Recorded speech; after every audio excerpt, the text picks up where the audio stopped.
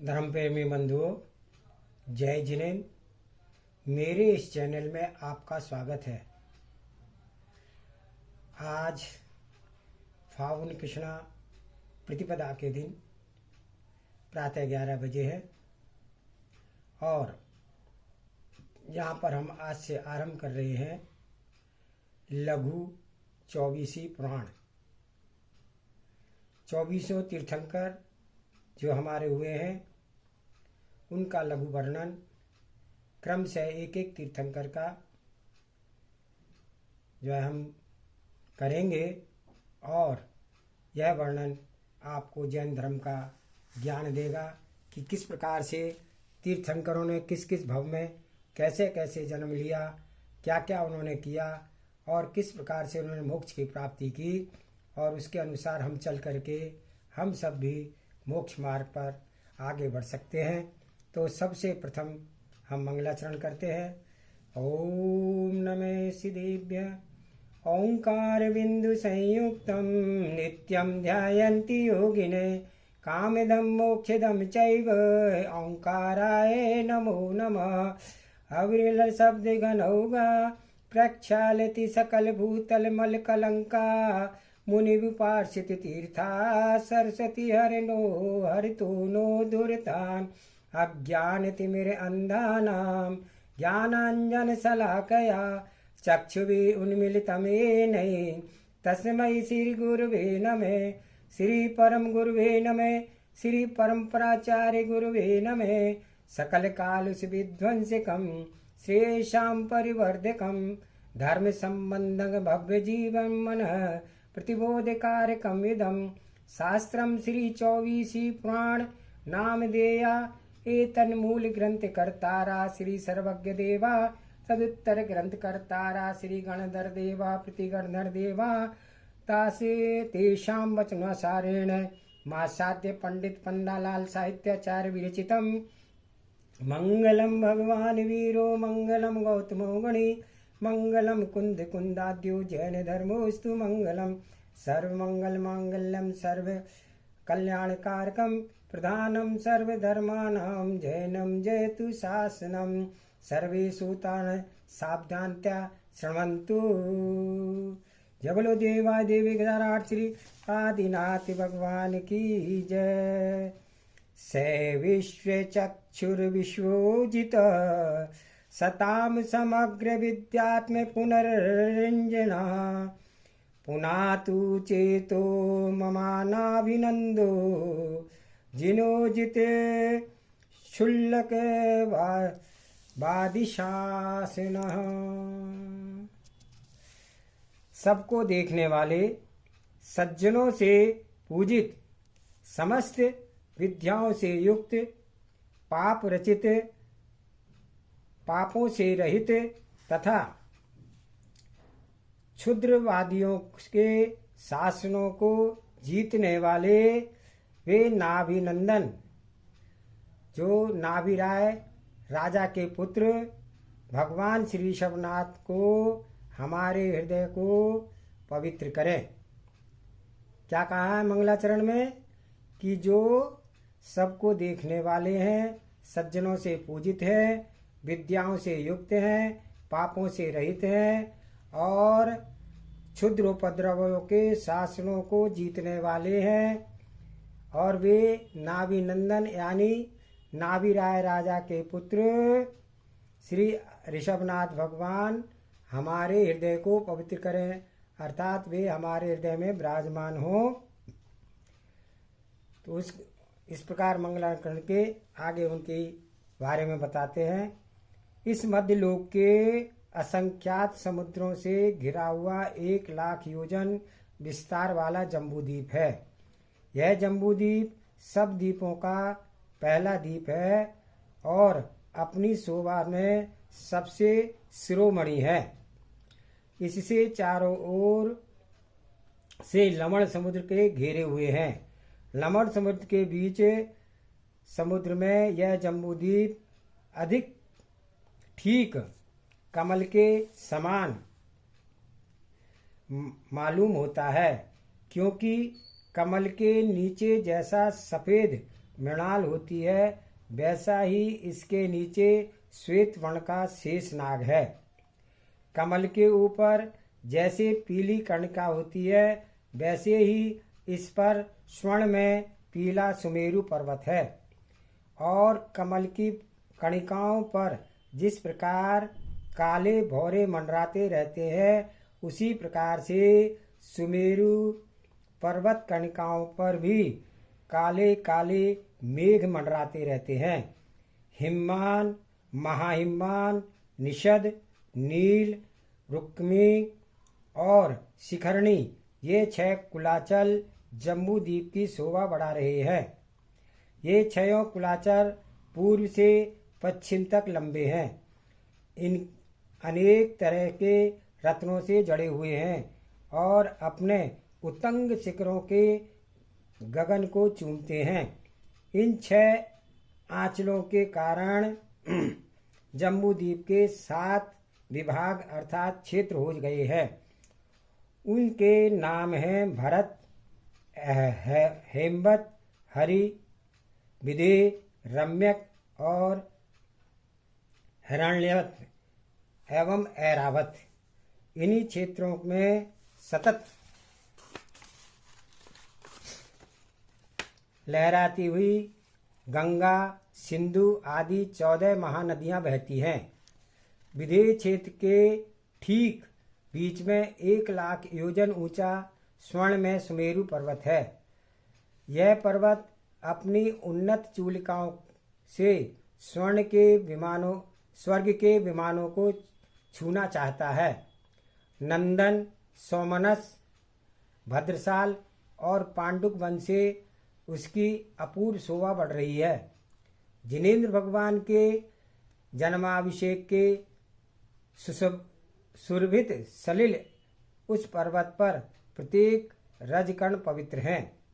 सूर्य, चंद्रमा आदि समस्त ज्योतिष देव उसकी प्रदक्षिणा देते हैं। उसी विदेह क्षेत्र के मेरु पर्वत के पश्चिम की ओर एक बंदीगल देश है। वह देश खूब हरा भरा है। वहाँ पर रहने वाले लोग किसी बात से दुखी नहीं हैं। वहाँ पर धान्य के खेतों की रक्षा करने वाली बालिकाओं के सुंदर संगीत सुनकर हरिण चित्रलिखित से निश्चल हो जाते हैं। वहाँ के मनोहर बगीचों में रसाल आदि वृक्षों की डालियों पर बैठे हुए कोयल, कौवे, क्रोंच आदि पक्षी तरह तरह के शब्द करते हैं। उस बिंगल देश में एक विजयार्थ पर्वत है जो अपनी धवल कांति से ऐसा प्रतीत होता है मानो चांदी से बना हुआ हो। उस पर्वत पर अनेक उद्यान शोभायमान हैं। उद्यानों के लता गृहों में देव देवांगनाएं, विद्याधर और विद्याधरणी अनेक तरह की क्रीड़ाएं करती हैं। उनके शिखर चंद्रकांत मणियों से खचित हैं, इसलिए रात्रि के समय चंद्रमा की किरणों का संपर्क होने पर उन्हें सुंदर निर्झर जैसे झरने जैसे लगते हैं। उस पर्वत के तराई में आम के ऊंचे ऊंचे वृक्ष लगे हैं। हवा से हल्के झोंके लगने से उनके पके हुए फूल टूटकर नीचे गिर जाते हैं और उनका मधुर रस सब ओर फैल जाता है। उस पर्वत के उत्तर दक्षिण अलका नाम की सुंदर नगरी है। उस अलका नगरी के अगाध जल से भरी हुई परिखा शोभायमान है। अनेक रत्नों से जड़ा हुआ वहाँ पर परकोट है। ऊंचा इतना है कि रात के समय उसके उन्नत शिखरों पर लगे हुए तारागण मणि दीपकों की तरह मालूम होते हैं। वहाँ के ऊंचे ऊंचे मकान चूने से पुते हुए हैं, इसलिए शरद ऋतु के बादलों के समान मालूम होते हैं। उन मकानों के शिखरों में अनेक तरह के रत्न लगे हुए हैं जो बरसात के बिना एवं मेघ रहित आकाश में ही इंद्रधनुष की छटा छिटकाते रहते हैं। वहाँ गगनचुंबी मंदिरों में नाना प्रकार के उत्सव होते रहते हैं। कहीं तालाबों में फूले हुए कमलों पर भ्रमर गुंजार करते हैं। कहीं बगीचों में बेला, गुलाब, चंपा, जूही आदि के अनुपम सुगंधित फैल रही है। कहीं शरद ऋतु के मेघों के समान सफेद महलों के छतों पर विद्याधर अंगनाएं बिजली जैसी मालूम होती है। कहीं पाठशालाओं के विद्यार्थियों के अध्ययन ध्वनि गूंज रही है, तो कहीं विद्वानों के सुंदर तत्व चर्चाएं चल रही हैं, तो कहीं अन्न जल के लिए कोई भी वहाँ पर दुखी नहीं है। सभी मनुष्य संपत्ति से युक्त हैं, निरोग हैं, संतानों से विभूषित हैं। अलका ही है, उसका पूर्ण रूपेण वर्णन करना लेखनी को के शक्ति से बाहर है। यह जिस समय की कथा लिखी जाती है, उस समय अलका का शासन सूत्र महाराजा अतिबल के हाथ में था। उस वक्त अतिबल जैसे वीर, पराक्रमी, यशस्वी, दयालु और नीति निपुण राजा पृथ्वी तल पर अधिक नहीं थे। उनकी नीति निपुणता और प्रजा वात्सल्य से और प्रसिद्ध थी। वे कभी सूर्य के समान तेजस्वी होकर शत्रुओं के संताप पहुंचाते थे, तो कभी चंद्रमा की भांति शांत मूर्ति होकर प्रजा का पालन करते थे। उनकी निर्मल कीर्ति चारों ओर फैल रही थी। अतिबल के व्यक्तित्व के समान सभी विद्याधर नरेश अपना शीश झुका लेते थे। वे समुद्र से अधिक गंभीर थे, मेरु के अधिक स्थिर थे, बृहस्पति से अधिक विद्वान थे और सूर्य से अधिक तेजस्वी थे। महाराज अतिबल की स्त्री का नाम मनोहरा था। मनोहरा का नाम जैसे था, वैसा ही उसका रूप भी। उसके पांव कमल के समान सुंदर थे और नाखून मोतियों के समान चमकते थे। जंघाएं कामदेव के तरकस से सदृश मालूम होती थी और स्थूल उरु केले के स्तंभ के समान भली भांति थी। उनकी विस्तृत नितंब स्थल बहुत ही मनोहर था और मनोहारा भी गंभीर नाभि, श्यामल रोम, राजी और कृष्ण कमर अपनी सानी नहीं रखती थी। उसके दोनों स्तन श्रृंगार सुधा से भरे हुए स्वर्ण एवं कलश की नाई मालूम होते थे। भुजाएं कमलनी के समान मनोहर थी। हाथ कमलों के समान शोभा को भी जीतते थे। उसका कंठ शंख के समान सुंदर था।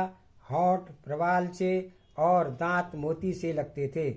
उसकी बोली के सामने कोयल भी लजा जाती थी। तिलक पुष्प उसकी नाक के बराबरी से नहीं कर सकते थे। वह अपनी चंचल और बड़ी बड़ी आँखों से हिरणियों को भी जीतती थी। उसकी भौहें काम के धनुष के समान थी और कुमकुम का तिलक से उसके ललाट की अनूठी ही शोभा नजर आती थी। उसके काले और घुंघराले बालों की शोभा बड़ी ही विचित्र थी। मनोहरा के मुंह के समान पूर्णमासी के चंद्रमा को मुंह की खानी पड़ती थी। उसका सारा शरीर तप्त स्वर्ण की तरह चमकता था। कोई उसे एकाएक देखकर विद्याधरी कहने का साहस नहीं कर पाता था। सचमुच वह मनोहरा अद्वितीय सुंदरी थी। राजा अतिबल रानी मनोहरा के साथ अनेक प्रकार के सुख भोगते हुए सुख से समय व्यतीत करते थे। कुछ समय के बाद मनोहरा की कुच्ची से एक बालक का जन्म हुआ। बालक के जन्म काल में अनेक शुभ शकुन हुए। राजा ने दीन दरिद्रों के लिए किमिच्छित दान किया और राजा प्रजा के अनेक उत्सव मनाए। बालक के वीर चेष्टाएं देख करके राजा ने उसका नाम महाबल रखा। यह आदिनाथ भगवान का पहला भव महाबल के नाम से।